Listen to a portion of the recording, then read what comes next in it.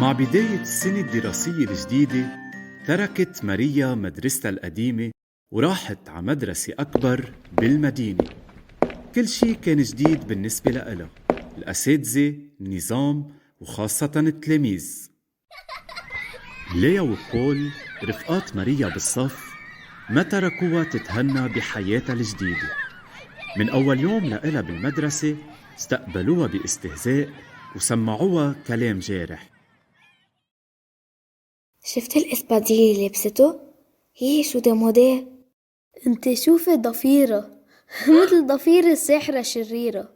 ولك وطي صوتك، هيئتها اشتلقت علينا. ايه وشو فيها؟ نحن عم نمزح.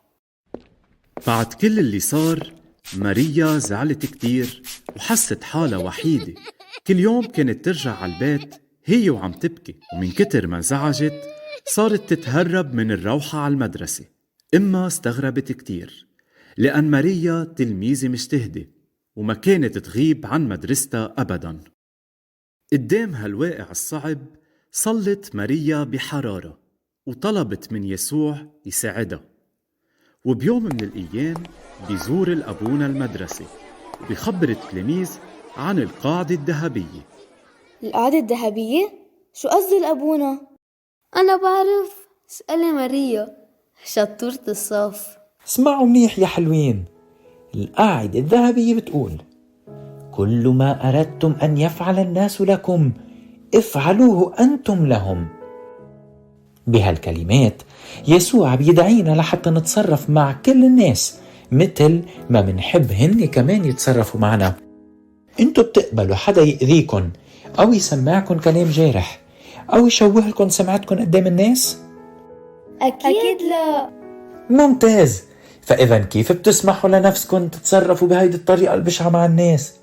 على هالأساس يا حلوين من الأفضل دايما ننتبه كيف منتصرف مع رفقاتنا، لأن كل كلمة ولو صغيرة حتى ولو كانت عن مزح ممكن تعمل جرح كتير كبير. أبونا شو حلو هالكلام، يعني لما كل حدا منا بيطبق القاعدة الذهبية بحياته بيعمل الأمان والسلام بكل العالم. برافو ماريا، 100%. ليا أبونا معه حق، يمكن نحن كنا كثير قاسيين مع ماريا. عم شوفها دايما حزينة، ما نكون نحن السبب. أنا برأيي لازم نعتذر منها، بركي بترجع الضحكة على وجهها. وتاني يوم لما صار وقت الفرصة راحوا ليا وبول لعند ماريا وطلبوا منها السماح. ماريا نحن سمعنا شغل أبونا مبارح وانتبهنا أنه كل اللي عملناه معك كان غلط. نحن ندمانين كتير، جايين لحتى نعتذر منك، يا ريت بتسامحينا. ماريا تفاجأت باللي صار، بس لما تذكرت كلام يسوع عن التسامح والغفران ابتسمت وقررت تسامحهم. أكيد بسامحكن. شو رأيكم من هاللحظة ننسى الماضي نفتح صفحة جديدة؟ ممكن نصير أصدقاء. ومن هاللحظة كل شي تغير. ليا وبول اتقربوا من ماريا أكتر وأكتر، حبوا رفقتها وصاروا دايما يلعبوا معها. وتيعوضوا عن غلطهم بلشوا يشجعوا بقية التلاميذ تيفكروا منيح قبل ما يحكوا أو يعملوا أي تصرف. وهيك بفضل تعاليم يسوع القلوب تغيرت وصارت المدرسة مكان آمن الكل بيحس فيه بالسلام والمحبة.